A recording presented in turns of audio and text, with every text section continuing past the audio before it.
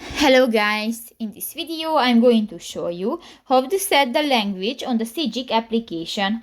But first of all, I just want to mention, please don't forget to subscribe to our channel, because at 100,000 subscribers we are going to show you our YouTube revenue statistics and growth strategy, how to make money online.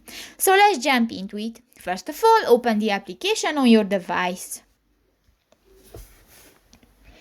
Now click to the three lines at the upper right corner of the screen and go to the settings icon. In the general section you can find the second option, the language and sounds.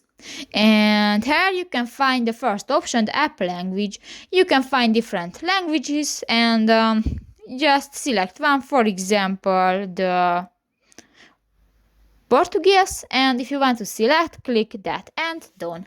So that's pretty much it for this video guys. See you in the next one. Bye bye.